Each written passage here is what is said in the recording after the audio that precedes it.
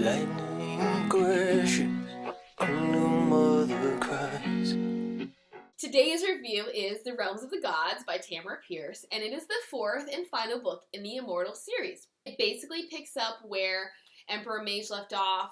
Some time has passed, but Ozorn is continuing his bid for ultimate rule. Spoiler alert, sort of ish. He has joined forces with one of the gods, who is the god of chaos, and please forgive me if I butcher her name, Uusoe. What they are doing is basically trying to throw the world into chaos so that she can rule the divine realms and he can rule the mortal world. A number of new immortals have been cropping up, and Daine and Numair have been enlisted to go defeat a new type of immortal called the Skinners. They are losing fantastically, but then bloop, like that sound effect? They are pulled into the divine realms by Daine's parents. Her father is the god Werin, which that's one thing I really like about Tamora Pierce's series. I mean, not only is she incredibly creative, but I love how she infuses this mythology aspect into it.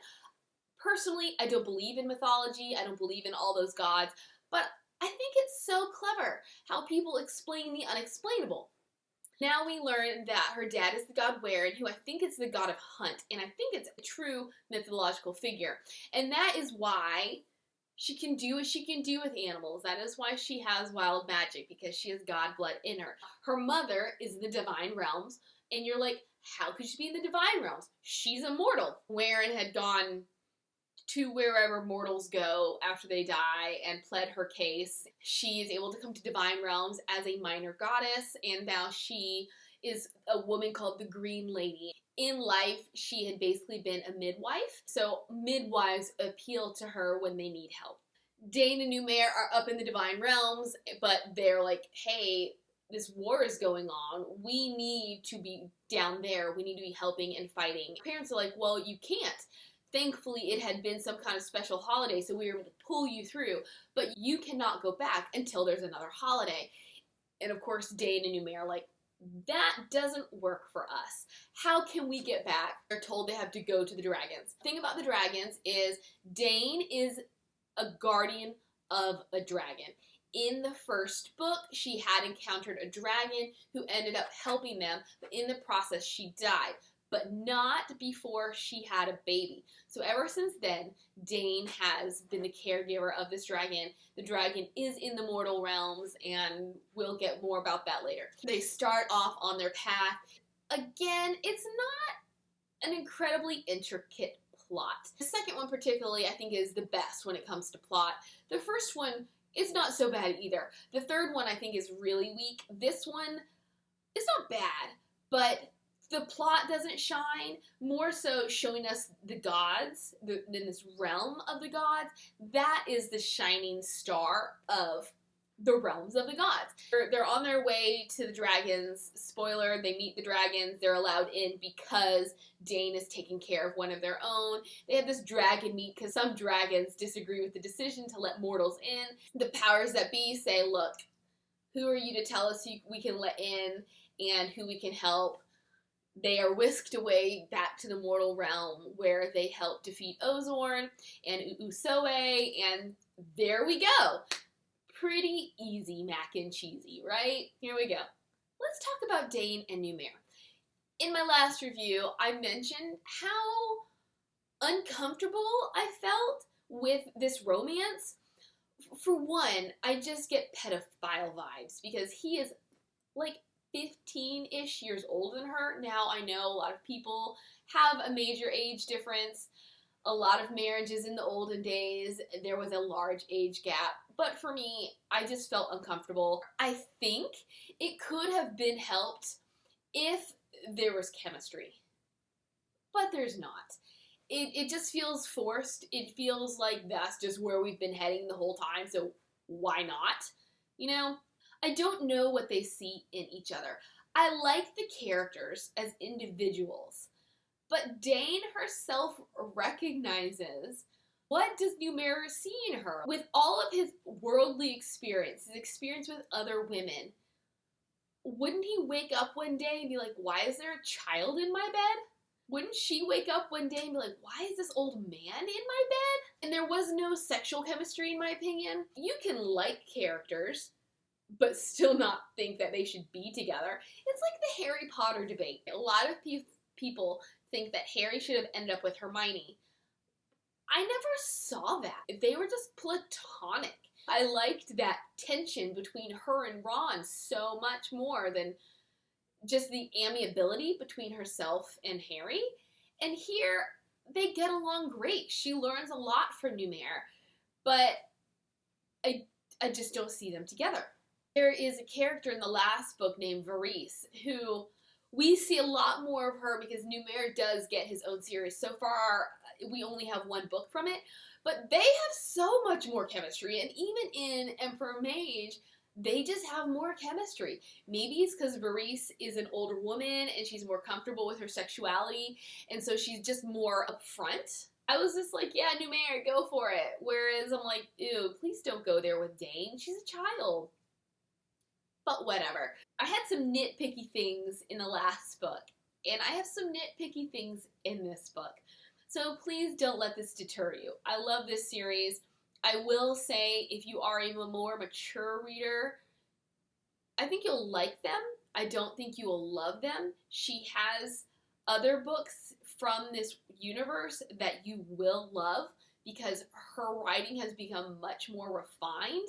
But as it is, you do need to read these, in my opinion, particularly Alana, because it just sets the foundation for everything else. With the Trickster's Choice duology, that is Alana's daughter. And so you just care more about her because you care about her mother, and you have a better understanding of the world. Pierce still does an excellent job at bringing it to life and putting you in there, but I truly feel like you would be missing out if you did not read the Alana and the Immortal series first. But from there, let's get back to my nitpick. Oh my gosh. The thing about the Divine Realms is that is where all of the firsts live. The first tree, the first bridge, the first mosquito, and they're all gods in their own right, which isn't bad.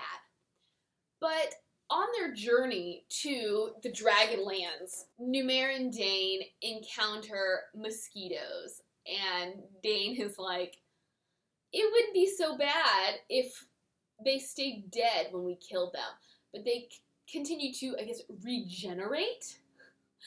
Alright, I get it. The first tree, I'll handle.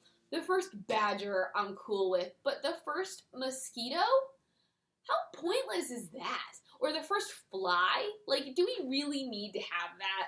This is more writing than plot or content. But there's a lot of dancing eyes, or twinkling eyes, or crooked smiles. It just cheapens the writing. I think it diminishes the love story or this potential romance. I had someone mention to me that they love my reviews, but there are certain things that they don't quite understand, like writer terms. So let me try to explain what I mean by elevate the writing. If you're reading a children's book and then you go and you read, how about Game of Thrones?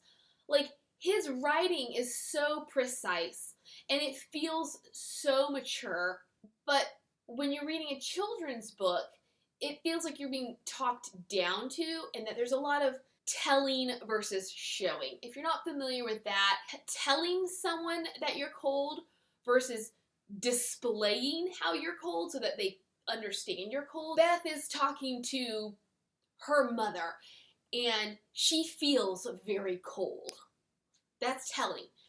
Beth is talking to her mother and she's rubbing her arms and she's looking for a blanket. That shows you I'm cold versus telling you I'm cold. So there's a lot of telling in certain kinds of writing. And what I would love to see is, instead of a twinkling eye or a dancing eye, which is very cliche, do something else that shows me that they're happy, or that they're joking, or that they're interested. You know? Sure, every now and again, have a twinkling eye, but as much as I might have a twinkling eye in my first draft, it makes me want to vomit, and it will get edited out and put something else in its place. So I wish I could see these books with Pierce's new elevated style. So this is actually what I recommend even more so, is read the Alana series, or read this Immortal series, and then read the Becca Cooper series. That's the best example. Because even with the Trickster's Choice, which please try saying Trickster's Choice 3 times. It's like a tongue twister. Trickster's Choice, Trickster's Choice, Trickster's Choice. I maybe could have gotten a fourth in there. But so even Trickster's Choice, you can still see that Pierce is growing. But if you read Becca Cooper, which is, in a sense, the preceding series to all of this, it's a much more visceral world. You feel like the characters are a lot more realistic in the way they think, in the way they behave, in just the way they're portrayed. I felt like all the characters lacked a certain depth to them. I think Ozorn is probably the best of the characters. Pierce introduces a character called the Darking Witch. It's a little creature, or it's actually a number of creatures, that Ozorn had created using his own blood and his Stormwing magic to act as spies for him. Eventually, Daine figures this out. She discovers them, and she's able to turn them to her side.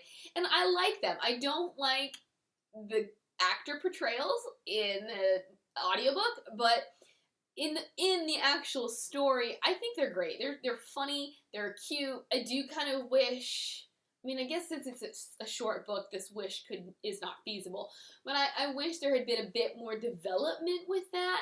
It was like Daine finds the first Darking. She has a couple interactions with it, like it gets away a couple times, and then they have an encounter with an enemy, and she realizes that this Darking and the companions that she has since discovered alerted Ozorn to their whereabouts so that he was then able to send this enemy. As soon as that happens and she calls them out on it, they're like, yeah, we're on your side.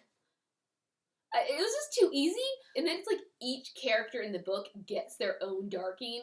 And I don't know why that bothers me so much, but it's just like everybody's pairing off.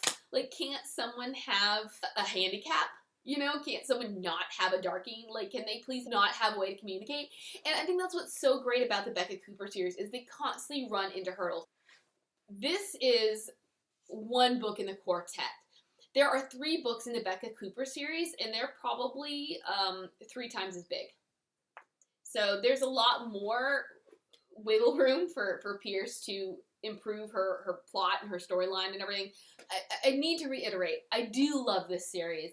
I just have noticed that as I've aged, it has lost some of its luster. So if you read it, just read it with a grain of salt. Realize that it was written a long time ago and things have changed, and you're probably not the target audience. If you love fantasy, if you love mythology, if you love magic, this series is great. The Alana series is great. Everything in Tortall. I have not read the Circle of Magic series, and I don't plan to, just because it never appealed to me.